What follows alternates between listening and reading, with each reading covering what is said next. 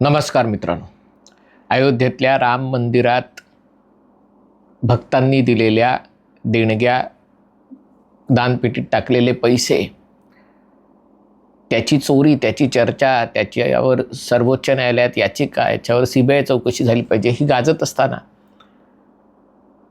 दोन गोष्टी समोर आलेत, त्याच्याबद्दल बोलणं आवश्यक आहे. इथे कुठेही राम मंदिरातल्या चोरीचं समर्थन करण्याचं किंवा त्याच्यासाठी जे कोणी जबाबदार आहेत त्यांना पाठीशी घालण्याचं प्रयोजन नाही आहे. पूर्वी अशा प्रकारे दानपेटीतल्या चोरीसाठी चवन्नी चोर वगैरे अशा प्रकारची संज्ञा वापरली जायची, पण आता 4 आणे कोणी दानपेटीत टाकत नाहीत. हल्ली श्रद्धाळू लोक 500च्या नोटाही टाकतात, सोन्या चांदीचे दागिने टाकतात, म्हणजे अर्पण करतात, टाकतात म्हणणं योग्य नाही आहे, अर्पण करतात. आणि त्यामुळे त्यातल्या नोटा मोजताना त्याच्यामध्ये गफलत करून पैसे गहाळ करणं याचं कुठेही समर्थन होऊ शकत नाही. पण आपण नेमक्या कोणत्या देशात राहतो आहे, कोणाला याबद्दल बोलण्याचा अधिकार आहे असं वाटावं अशा या 2 घटना आहेत. पहिली गोष्ट, भारतीय रेल्वेच्या बाबतीत गेल्या 4 वर्षात म्हणजे 22, 23, 24, 25 या कालावधीत भारतीय रेल्वेत खास करून AC वर्गाने प्रवास करणारे लोक, म्हणजे हे काही गरीब सामान्य लोक नाही आहेत, हे मध्यमवर्गीय, उच्च मध्यमवर्गीय लोक आहेत जे first AC, second AC, third ACने प्रवास करतात. या लोकांनी, या प्रवाशांनी तब्बल 1,27,00,000 चादरी, बेडशीट्स, उशीचे आभरे, नंतर ब्लँकेट्स आणि टॉवेल गहाळ केलेले आहेत. आणि यात म्हणजे त्यातले बेडशीट्स आणि ब्लँकेटच्या बाबतीत राजस्थानमधल्या बिकानेर, जोधपूर या भागांचा, या डिव्हिजनचा सगळ्यात प्रथम क्रमांक लागत असला तरी जे तोंड पुसायला टॉवेल देतात किंवा उशीवर अंतरायला जो टॉवेल देतात तो चोरण्यामध्ये सगळ्याकडच्या प्रवाशांचा साधारणतः सारखाच वाटा आहे.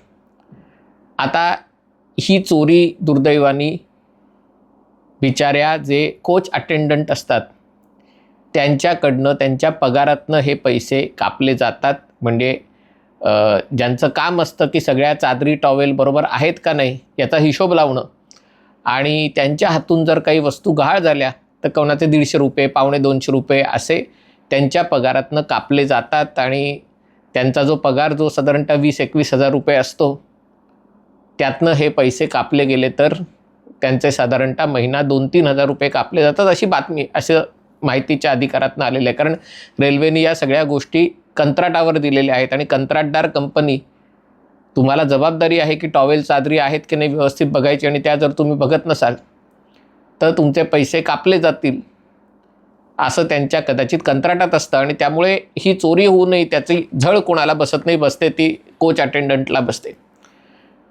त्याचा असाही बचाव केला जाऊ शकतो की बाबा हा काय फार मोठा आकडा नाही आहे, 1,27,00,000 म्हणजे आकडा खूप मोठा दिसतो, आणि त्याच्यात 4 वर्षामध्ये 58% वाढ झाली. म्हणजे त्याच्या आधीच्या 4 वर्षांच्या तुलनेत ह्या चोरीच्या संख्येमध्ये 58% वाढ झालेली आहे. कदाचित हे देशाच्या समृद्धीचंही एक उदाहरण असू शकतं. कदाचित कोविडच्या काळात प्रवाशांची संख्या कमी असल्यामुळे त्यावेळेला कदाचित चादरी आणि या सगळ्या गोष्टी देणं बंद केलं असल्यामुळे कदाचित हा आकडा 58% वाढलेला दिसू शकत असेल. दुसरं त्याचं समर्थन किंवा बचावात्मक असं बोललं जाऊ शकतं की तुम्हाला कल्पना आहे का देशात किती लोक प्रवास करतात. म्हणजे हा जो 1,27,00,000 आकडा आहे हा फक्त 1,000 प्रवाशांमधला एक चोरी करतो. तर ठीक आहे ना, तेवढं तर होणारच, असं समर्थन करू नये, कोणी करता कामा नये. पण 1,000त 1 चोरी होत असेल तर हा काही फार मोठा आकडा नाही. पण तरी देखील AC कोचनी प्रवास करणाऱ्या लोकांना वाटावं की आपण प्रवास करतोय तर कुछ तो लेके जाऊंगा, म्हणजे मी पैसे भरले तर काहीतरी निदान टॉवेल तरी उचलून घेऊन जाणं. कदाचित त्याच्या मागे काहीतरी हल्ली मी बरेचदा बघितलं आणि त्याला अडवणारं कोणी नाही आहे. मुंबईत तर सर्रास सकाळी ज्या मेल एक्सप्रेस गाड्या येतात त्याच्यामध्ये सर्रास कर्जतला, कल्याणला लोकलचे प्रवासी चढून येतात आणि धाट टाकल्यासारखे ते उड्या मारतात. त्यांना हात लावायची, त्यांना विचारायची कोणाची हिंमत नाही आहे. त्यांचं म्हणणं असतं गाड्या कमी असतात म्हणून आम्ही प्रवास करतो, पण त्यांच्यापैकी काही उचलत असतील आणि त्यामुळे कोण उचलतं याची नक्की खबर माहिती नाही, पण हा आकडा मोठा आहे. आणि त्यामुळे एवढ्या मोठ्या संख्येने जर भारतीय या गोष्टी चोरत असतील तर खरोखर चिंता करणारी गोष्ट आहे. अशीच दुसरी गोष्ट महाराष्ट्रातनं समोर आलेली आहे. अर्थात ती गोष्ट आपल्या सगळ्यांना माहिती होती. निवडणुका जिंकायच्या असल्यामुळे या गोष्टीचा फारसा बाऊ केला नाही. तेव्हा महाराष्ट्रात एकनाथ शिंदे मुख्यमंत्री होते आणि लोकसभेच्या निवडणुकीत जो धक्का बसला त्याच्यानंतर टेबल उलटवायला काहीतरी तगडी गोष्ट करणं आवश्यक होतं आणि म्हणून लाडकी बहिणी योजना आणण्यात आली. हे ज्या कोणाला माहिती आहे की महाराष्ट्र हे 1,00,000 कोटी डॉलरची अर्थव्यवस्था असणारं देशातलं पहिलं राज्य होणार आहे आणि एकट्या मुंबई शहराची अर्थव्यवस्था 500 अब्ज डॉलर वगैरेची अशी असणार आहे.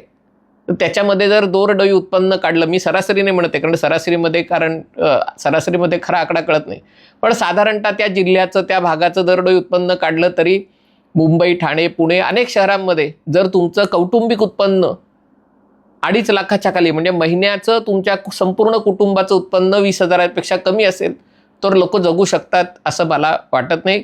अर्थात असेही अनेक लोक आहेत जे अनेक जण रस्त्याच्या कडेला राहतात, अनेकदा घरात एकच व्यक्ती असते, निराधार असते, वृद्ध असते किंवा कमावणारं कोणी नसतं, अशा गोष्टी असतात. पण सर्वसाधारण म्हणजे मी 65 वर्षाच्या खालचे आणि 21 वर्षाच्या वरचे जे काम करू शकतात, काम करण्यास सक्षम आहेत, पण काम करूनही त्यांना महिन्याला 5,000 10,000 रुपये मिळत आहेत, तर तुम्ही मुंबई, पुण्यासारख्या शहरामध्ये, ठाण्यासारख्या शहरामध्ये जगूच शकत नाही.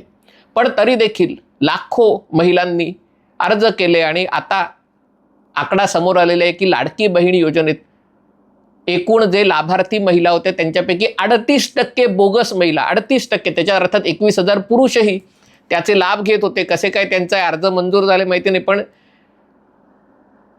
21,000 पुरुष आणि बाकी 92 लाख जवळपास महिला ज्या अपात्र असताना, ज्यांना माहिती असताना की आपल्या कुटुंबाचं उत्पन्न 2.5 लाखाच्या वरती आहे वर्षाला, आपलं स्वतःचं उत्पन्न कदाचित 2.5 लाखाच्या वरती, 5 लाखाच्या वरती, कारण त्यातले अनेक सरकारी कर्मचारी आहेत.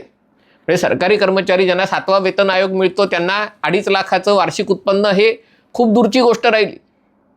हे त्यांचं वार्षिक उत्पन्न तर 7-8 लाख सहज 10 लाखाच्या वरती जात असेल. पण तरी देखील सरकार 1,500 रुपये देत आहे तर सोडायचे कशाला? माझा शेजारी घेतोय तर आपण का घेऊ नये? तो अपात्र असताना घेत आहे तर मग म्हणजे माझी शेजारी घेत असताना मी का घेऊ नये? ती अपात्र असताना मी कशाला, मी काय पाप केलंय? या वृत्तीने जे काय असेल. पण याच्यात जसे म्हणलं की 21,000हून जास्त पुरुष आहेत. याच्यामध्ये सरकारी कर्मचारी, महिला कर्मचारी किंवा पुरुष कर्मचाऱ्यांच्या पत्नी, मुली त्यांनीही फायदा घेतलेला आहे. ज्यांचा व्यापार आहे, शेती आहे आणि घरी गाडी आहे, अशापैकीही म्हणजे सगळ्या गोष्टी करपत्रात दाखवलेल्या नसतात. ही त्यातली दुर्दैवाची गोष्ट आहे. अर्थात तसं नसतं म्हणजे काय म्हणतात तर महाराष्ट्रात ब्रह्मांडातलं कर्तृत्ववान सरकार आजही असतं असं अनेकांना त्याच्यामुळे वाटू शकतं. पण मी काही त्याच्यात जाणार नाही, राजकारणात जाणार नाही, कारण आजच्या या व्हिडिओपुरता राजकारण हा विषय नाही आहे. त्यामुळे काही जणांच्या मते ती गोष्ट आवश्यक होती, सरकार बदलवण्यासाठी ही गोष्ट आवश्यक होती. बदलवण्यासाठी म्हणजे ते सरकार येऊ नये यासाठी ही गोष्ट आवश्यक होती. पण ही गोष्ट तितकीच खरी आहे की निवडणुका होईपर्यंत या सगळ्या गोष्टीकडे सरकारने दुर्लक्ष केलं. सरकारची भूमिका असू शकते की लोकांनी प्रामाणिकपणा दाखवायला होता, लोकांनी प्रामाणिकपणा दाखवला नाही तर आधीच कसा लोकांवर संशय घेणार? म्हणजे अंमलबजावणी करायला वेळच नसता मिळाला अशी जर प्रत्येकाची शहानिशा करून, आणि त्यामुळे लोकांनी बोनाफाईड प्रामाणिकपणे त्यांच्यावर विश्वास ठेवून त्यांच्या जे अर्जदार आहेत त्यांना पैसे दिले गेले आणि नंतर त्याची अर्जांची छाननी करण्यावर या गोष्टी डोळ्यासमोर आल्या. पण यातनं काय गोष्ट स्पष्ट होते म्हणजे लक्षात घ्या, जेव्हा आपण म्हणतो की अयोध्ये श्रीराम मंदिराच्या ज्या देणग्या आहेत, दानपेटीत अर्पण केलेले पैसे आहेत, त्याच्यात कशी चोरी होऊ शकते? पण इथे तर लक्षावधी महिला म्हणजे 92 लाख महिला म्हणजे जवळजवळ 92 लाख किंवा धरून चाला एका घरात 2 महिला असतील, पण तरी किमान 55 लाख कुटुंब या कुटुंबांनी अपात्र असतानाही या गोष्टीचा फायदा घेतला. 55 लाख कुटुंब म्हणजे जवळजवळ 2-2.5 कोटी लोकसंख्येने या सगळ्या गोष्टीचा फायदा घेतला. म्हणजे बघा आकडा किती. महाराष्ट्रासारख्या राज्यामध्ये 2.5-3 कोटी लोक जर या सगळ्या गोष्टीमध्ये सामील असतील तर एक समाज म्हणून आपलं किती नैतिक अधःपतन झालेलं आहे. अर्थात कायदा नैतिकतेची फारशी बूज राखत नाही. कायदा कायदेशीर आहे का नाही आहे, आणि त्यामुळे या सगळ्या याच्यामध्ये जे पुरुष आहेत त्यांच्याकडनं बहुतेक सरकार दंड ती वसुली करेल, पण महिलांकडनं वसुली केली जाणार नाही कारण ती सरकारची चूक होती. म्हणजे माझा लाडकी बहीण योजनेला विरोध नाही आहे. अतिशय चांगली स्तुत्य योजना आहे. ज्या कुटुंबांची आर्थिक स्थिती बेताची, आता बेताची म्हणजे वार्षिक उत्पन्न 2.5 लाख आहे का 4 लाख आहे. 4 लाख उत्पन्न असलेले, वार्षिक उत्पन्न असलेल्यांची स्थिती बेताची असते. कारण आजच्या काळात कौटुंबिक उत्पन्न 35-40 हजार असलं महिन्याला तरी तुम्हाला अनेक गोष्टी आहेत त्या तुम्हाला परवडू शकत नाही. आणि तिथे जर महिलेच्या वैयक्तिक खर्चासाठी किंवा कोणत्याही गोष्टीसाठी सरकार जर काही 1,500 रुपये देत असेल तर माझा त्या योजनेला विरोध नाही आहे. योजनेचे निकष सरकार तपासतं ही चांगली गोष्ट आहे, पण अर्ज करताना लोक स्वतःहून अर्ज करतात, ती जी वृत्ती आहे. आणि त्याला लोकांना विचारलं तर लोक प्रतिसवाल तुम्हाला करतात की अरे सरकारी अधिकारी, मंत्री, इतर सगळे लोक राज्यातले एवढे खर्च करतात, विमानाने प्रवास करतात, गाड्यांचे ताफे घेऊन फिरतात, त्यांचं जर सगळं ठीक आहे तर मग आम्ही घेतलं तर काय बिघडलं, सरकारकडनं आम्ही तसं काय घेतोय, हे सुरक्षा वगैरे हे सगळं ठीक आहे, पण अदरवाईज आम्हाला काय मिळतंय सरकारकडनं, आणि त्यामुळे घेतला लाभ तर काय चूक झाली. असा प्रश्न विचारल्यावर बरोबर आहे बाबा, तुझं काय बोलणार तुला. पण या सगळ्या या दोन्ही गोष्टी समाजात नेमकं कशा गोष्टीला चालना मिळतंय अशा प्रकारे जर गोष्टी कोणी करत असेल तर त्याचं कौतुक केलं जातं. हॉटेलमधनं अर्थात तिथेही पैसे भरतात आणि त्यामुळे अनेकांना वाटतं की जर तुम्ही चांगल्या हॉटेलमध्ये गेलात तर त्याच्यात जे टूथपेस्ट, टूथब्रश, साबण, शॅम्पू बिंपूची पाकिटं ते घरी घेऊन येणं हा आपला जन्मसिद्ध अधिकार आहे, कारण आपण पैसे भरले. पण अशी वृत्ती ही अनेकांची आहे. आता याला भारतीयांची उद्यमी वृत्ती म्हणायची का, उद्दाम वृत्ती म्हणायची का, बेईमान वृत्ती म्हणायची, खोटारडी वृत्ती म्हणायची, हा ज्याचा त्याचा प्रश्न आहे. पण अशा प्रकारची वृत्ती समाजातनं दूर करणं, ती जोपर्यंत करत नाही तोपर्यंत आर्थिकदृष्ट्या आपला देश सक्षम होऊ शकेल. पण एक नैतिकदृष्ट्या, आणि नैतिक म्हणजे मी आंतरराष्ट्रीय स्तरावर नैतिक अनैतिक म्हणत नाही आहे, पण एक समाज म्हणून ही नैतिकता, हा प्रामाणिकपणा आपल्या सगळ्यांच्या अंगात असणं आवश्यक आहे. हा व्हिडिओ आपल्याला आवडला असेल तर कृपया लाईक करा, शेअर करा आणि चॅनल सबस्क्राईब करायची विनंती. तुर्तास इथेच थांबतो. पाहत रहा MH48.